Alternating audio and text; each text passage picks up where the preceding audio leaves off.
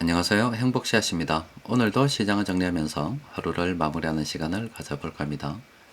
오늘 우리 시장은 코스피도 코스닥도 하락 마감했습니다. 코스피는 0.06%, 코스닥은 0.35% 하락 마감했습니다. 시장 수급을 들여다보면 코스피에서는 기관들만 순매수를 했고, 그리고 코스닥에서는 외국인하고 기관들이 동시에 순매수를 했습니다. 업종별로 좀 더 자세한 수급을 들여다보기 전에 오늘 시장에서 조금 떠올랐던 이슈 하나만 살펴보고 들여다보도록 합시다. 시장에서 현재 조금 두려워하고 있는 것은 엔캐리 트레이드 청산에 대한 불안감입니다. 이게 지난 8월에도 있었죠. 여튼 일본의 물가를 이렇게 보면은 2021년도가 좀 약간 낮았죠. 가장 최근에. 그 이후에 계속 이렇게 오르고 있습니다. 물가가 이렇게 오른다는 것은 그만큼 돈이 많이 풀렸기 때문에 그렇다 볼 수 있죠. 여튼 10월달 물가가 109.50이고 9월달은 108이니까 그때보다 좀 높아졌다니까. 또 지금 추세적으로 봐서도 아무래도 지금 계속 나아갈 것 같으니까 투자자들은 아마 물가가 계속 이렇게 높아지게 되면은 일본 중앙은행에서는 금리를 올릴 거다. 금리를 올리게 되면은 캐리되었던 엔화들이 다시 일본으로 되돌아가게 되고, 그러면 일본 외의 국가들은 돈이 빠져나가는 게 되지 않습니까?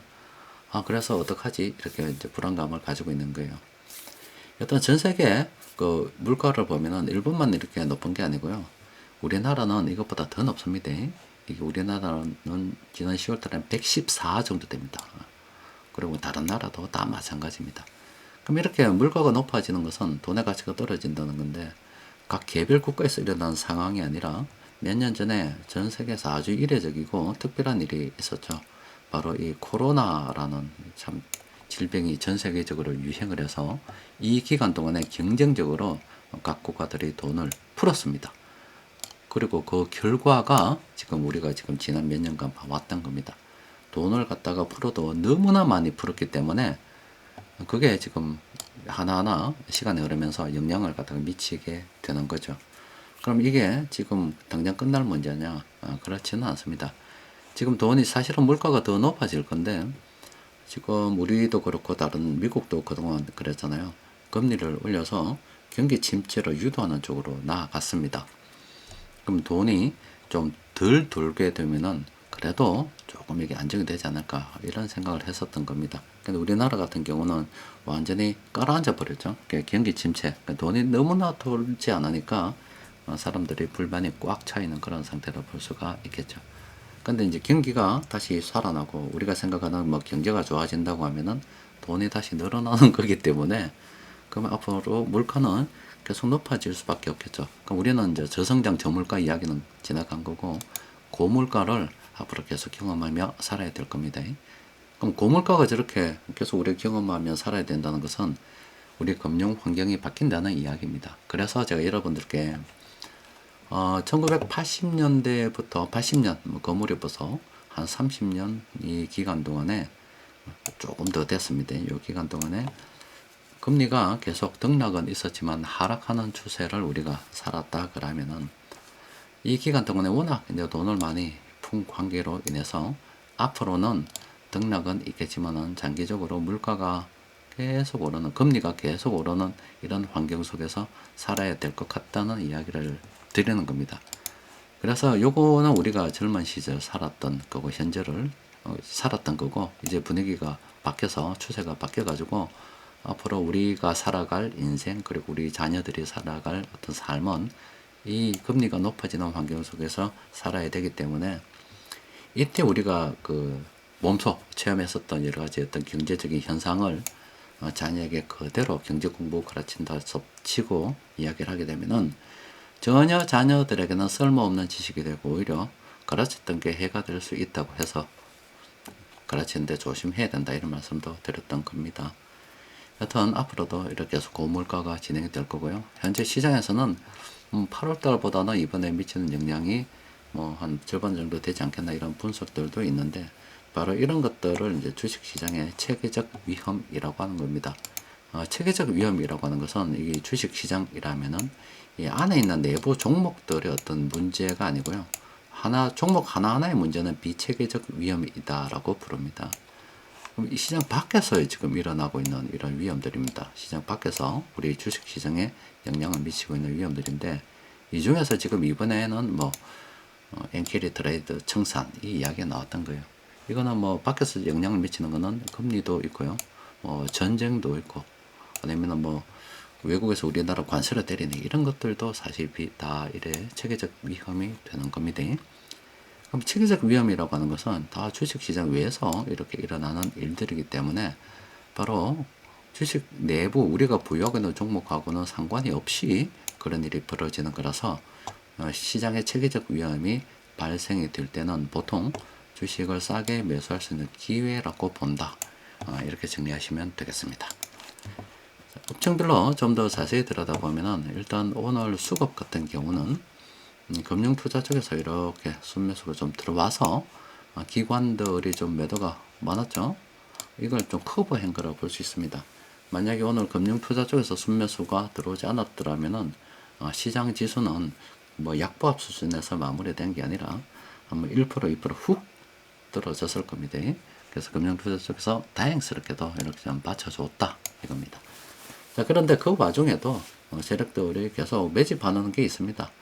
뻔한 수급입니다. 외국인들 들여다보면 항상 동일합니다. 지금 전기전자 계속 팔고 있고, 서비스업부터 시작해서 화학, 운수장비 이런 업종들은 외국인들 기관 계속 매집을 하고 있죠. 우리는 그냥 이거 계속 그냥 따라가는 겁니다. 그리고 뭐 인공지능이 지금 뭐 하드웨어에서 소프트웨어 쪽으로 갔다 그러는데, 사실 이 서비스업도 지금 현재 이 중에서 나가는 게 네이버, 그리고 정말로 저 소프트웨어 쪽이긴 합니다. 카카오, 그리고 오늘 보니까 뭐 NC소프트도 올라가고, 요즘 뭐 컴투스도 다시 올라가고 있더라고요. 실제 그쪽으로 돈이 좀 들어오고 있습니다. 그래서 여튼 우리는 세력들이 매집하는 저쪽으로 우리가 관심을 가져야 된다는 겁니다. 세력들이 오늘 공통으로 매집한 거 보니까 13개 종목이 있는데 몇 종목 들여다보도록 하겠습니다. 일단 비행기 금융지주는 이거는 들어가면 안 됩니다. 이걸 갖다 지금 우리가 어떻게 들어갑니까? 그리고 KG 이니시스도 이것도 들어가면 안 되죠. 돈이 들어올 때까지 기다려야 되는 그런 상황입니다. NH투자증권은 이거는 보유입니다. 보유. 투자 뭐 신규로 접근하거나 그런 건 아니고요. 그러니까 요거 4개를 요거 4개 뭐 요거 4개 까먹었다. 요거 3개를 뭐 요거 3개가 까먹었다. 그럼 저축된 게 2개 있다면 2개. 그러니까 파란색 요게 앞으로 한 번, 2번 정도 더 상승 이력이 있다라고 보고 보유하고 있다 그러면은 요때 내가 정리를 한번 해봐야지, 이런 계획을 세우는 겁니다. 대신증권도 똑같습니다. 이것도 보유죠. 좀 추가 상승 여력은 있습니다. 한 4개 까먹었고, 2개 까먹었으니까 한 3개 정도 남아있다. 그러면 한 번, 2번, 3번. 이 사이에 내가 이제 분할로 마무리를 지어야지, 이렇게 생각을 하는 거지. 지금 들어가 볼까? 이렇게 생각하는 거는 아니다. 이 말입니다. 삼천당 제약은 이거는 이제 내리꽂는 칼날입니다. 추세가 바뀐 거예요. 그러면은 우리가 앞서 본 것들은 시장이 하락하다가 이렇게 상승했잖아요. 그럼 그 빨간색이 저축된 거라 그러면 저축된 것만큼 대충 오른다 이런 생각을 한다면, 이거는 또 추세가 이 반대로 바뀌는 거잖아요. 반대로 바뀌는 거라서 그럼 이 파란색 저축된 것만큼 빨간색이 생기겠네 이렇게 생각하시면 되겠죠. 그럼 하락 기간을 대충 예측을 할 수가 있다 이 말입니다. 그러면은 삼천당 제약은 들어가야 됩니까 말아야 됩니까? 앞서 본 것들이 거꾸로인데 떨어질 일만 남아 있는데 이거 어떻게 들어간다고요? 못 들어갑니다. 이것도 한참 기다려야 되는 거예요. 아이센스도 한참 기다려야 되겠지요. 에코프로도 한참 기다려야 되겠죠. 한참 기다려야 됩니다. 똑같잖아요. 이게 우리가 늘상 우리가 매수 관점에서 봤어 그렇지 반대입니다. 이게 떨어질 걸 갖다가 떨어지기를 저축해 놓은 겁니다. 떨어지는 거. 그럼 개수가 몇 개냐고요. 그럼 여기까지 가야지 뭐. 한참 기다려야 되는 거죠. 하나 에어로스페이스도 똑같죠. 추세 이제 끝났다고 보면 파란색 저축된 게 얼마입니까? 떨어질 일만 남았다. 거꾸로 아닙니까? 이때까지 보던 건 거꾸로가 되겠죠. 떨어질 일만 남았다. 이런 겁니다. 어느 정도 이 개수만큼 떨어진다 생각하면 되겠죠. 또 현대 로템도 이제 끝났다. 이제 게임이 끝났다고 봐야 되겠죠. 그러면 이제 요건 이렇게 제끼는 거예요. 요렇게 제끼고, 이제 파란색만 보게 되는 거예요. 그러면은 한 4개 정도는 떨어지겠네 생각하고 보는 거지. 싸다가 고점 대비 싸니까 들어간 거다 이런 건 절대 아니다 이 말입니다.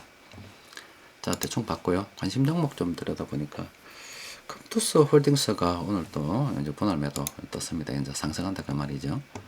그럼 이거 좀 지금 화면에서 뭐 요것밖에 안 보이니까 이래 정리하면 되겠죠. 이건 게임이 끝난 거다.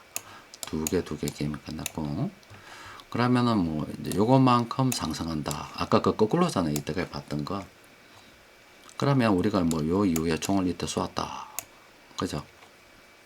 그럼 이거 봤었다 아닙니까? 그럼 지금 3개 까먹었다.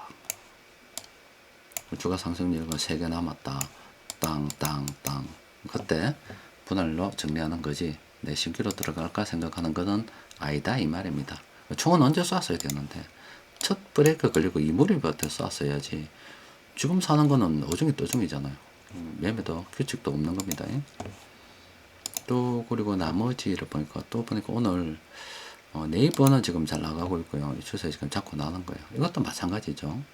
요거 또 이건 좀 멀리 볼 수 있습니다. 왜냐면 이거는 작전 실패한 부분이라서 이것도 까먹으면 돼요. 이만큼 까먹자 해서 까먹어버리면 됩니다. 없는 걸로 보면 그 나머지 기간 2개 나왔으니까 뭐 2개 대충 까먹고 나머지 또 많잖아. 그래서 상승 이력이 있다라고 봐야 되겠죠. 그냥 서비스 업쪽에 돈 들어오는 게 이런 건데 그건 뭐냐? 그건 뭐죠? NC 소프트? 똑같은 거 아닙니까? 자, 이것도 정리 좀 해봅시다. 아이고, 이건 많다. 자, 이런 거잖아요. 좀 더 있나? 이건 추세 바뀌기 전이고요. 자, 그러면, 이거는 뭐 그렇게 오르지 않았기 때문에, 이 그래프 한번 걸어놓잖아요. 뭐 매수도 되는 거 아닙니까? 오늘 매수도 상관이 없죠. 왜?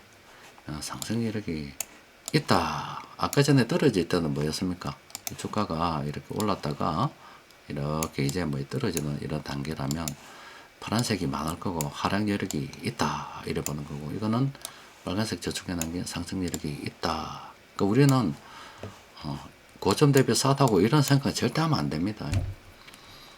저점 대비 비싸다고 살면 차라리 이건 맞은 것 같습니다. 아, 저점 대비 비싸네. 그러니까 사람들은 싸게 사고 싶어 하지 비싸게 사고 싶어 하지 않지 않습니까? 그래서 뭐 고점 매수 저점 매도 이런 이야기들이 나오고 있는 거예요.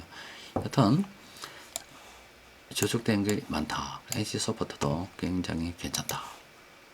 또 컴투스 뭐 다 받고 나머지도 뭐 대충 이렇게 흘러가고 있습니다. LG U+는 올랐다가 뭐 조정을 좀 받고 있는데 여튼 또 저축된 게 많으니까 이래 상승률이 높다 이렇게. 그러니까 항상 이런 것만 찾으면 됩니다. 이런 것만 찾으면 아주 쉬워요. 이런 거. NC 소프트도 빨간색 저축된 거 보고 네이버도 쉬워요. 컴투스도 쉽고. 이거는 거꾸로 보면 되는 거고. 이제 거꾸로 계속 시알린다고요. 이것도 거꾸로 이런 거를 자꾸 사람들이 올라서니까 실제 뉴스는 이런 종목들이 이때 좋은 뉴스가 많이 나옵니다. 나오는 이유가 팔아먹이 되니까 그래요. 앞서 본 것들은 그 떨어졌다가 이래 오르는 것들, 이래 오르는 것들은 그냥 이 기업 망할 것 같습니다. 이때 나오는 뉴스들은 망할 것 같고, 그러니까 대충 뉴스 거꾸로 봐도 됩니다. 뉴스를 거꾸로 봐도 쉽습니다. 이거는 에코프로는 다 기억나시지 않습니까? 이때 얼마 좋았어요. 뭐, 얼마 간다, 100만원 간다, 이런 이야기 나왔을 때 아닙니까? 그럼 이게 하락률이 저축한 게 몇 개냐고, 얼마만큼 떨어질 거다. 그럼 이제 3개 나왔는데, 한참 더 기다려야 된다. 뭐 쉽죠. 이것도 아이센스도 끊어놓고 시작하면 이래야 되는 거잖아요. 떨어질 여력이 높다. 2개 나왔으니까 많이 더 떨어져야 된다. 삼천당 제약도 끊어놓고 보니까 떨어질 여력이 많다. 한참 기다려야 된다. 대충 그 공식처럼 간단하게 나오지 않습니까? 대신 조건 앞서 우리가 봤던 어떤 서비스업의 네이버나 뭐 NC소프트나 이게 좀 더 진행된 그런 모습이겠죠. 이렇게 보면은 그 상태로 보면 되는 거고 그런 거 아닙니까? 상승률이 높다 이래 보는 거고 이렇게 상승률이 좀 더 생긴데 진행된 거잖아요. 그러니까 상승률이 요까지만 봤을 때 우리 차트 요까지 봤을 때 높다라고 봤잖아요. 그럼 그만큼 지금 까먹으면서 올라가고 있는 건데 좀 덜 까먹었으니까 좀 더 간다 뭐 이런 개념이고, NH 투자증권도 마찬가지입니다. 이렇게 상승률이 높네 이렇게 빠지는 거 아닙니까?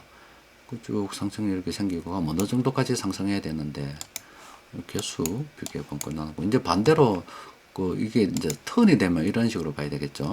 빨간색 다 제끼고 요렇게 보면, 예를 들어서 끝났다 손 치면 요서 뭐 이렇게 봤을 때 파란색이 하락 여력이 많다 그러면 이 개수만큼 하락할 거다 이러 보면은 굉장히 간단하게 정리가 됩니다. 그렇게 어렵지 않습니다. 그러면 이거는 좀 멀리 한번 볼까? 이거는 뭐 대충 이렇게 봐야 되겠다. 그러면은 이제 이거 뭐가 필요합니까? 브레이크가 필요한 거죠. 브레이크가. 앞서 본 네이버나 뭐 이런 거 세력들이 돈 들고 들어와서 하락하는 추세를 돌려놔야 됩니다. 추세를 이런 식으로 돌려야 돼요. 그러면 그때부터 저축 연기 있으니까 대충 플러스 마이너스 제끼고 상승률이 있다 이렇게 생각하는 겁니다. 그럼 비행기 금융 지수는 이렇게 제끼는 거죠. 이렇게 제껴놓고 가든지 말든지. 어쨌든 오늘 건너도 됩니다. 그럼 하락률이 있다. 떨어질 가능성이 많다.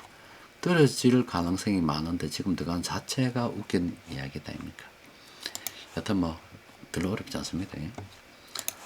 자, 현재 주식시장에 체계적 위험이 도래했습니다. 그 원인은 이번에는 또 엔캐리 트레이더 청산에 대한 이야기고, 늘상 우리 주식시장은 어떤 개별 종목의 리스크, 그 비체계적 위험과 또 시장 외적으로 영향을 미치는 금리라든지 전쟁도 마찬가지고요. 그런 여러 가지 외적 요인들이 겹쳐서 움직입니다. 근데 보통 통상적으로 우리 시장의 어떤 개별 종목과 상관이 없이 외부 충격에 의해서 떨어질 때는 주식을 싸게 매수할 기회다 보고 접근하면 되고, 주식 투자를 너무 고점에서 자꾸 팔아먹으려고 하고 자꾸 정확한 지점을 찾으려고 하니까 어렵게 되는 거지. 그냥 나쁜 뉴스가 나올 때는 보통 이렇게 주가가 많이 떨어져서 세력들이 물량을 매집하려고 하는갑다 이렇게 생각하시면 되고요. 또 반대로 좋은 뉴스가 나올 때는 이렇게 세력들이 물량을 많이 매집했기 때문에 떠넘기려고 하는갑다 대충 이렇게 생각하면 돼요.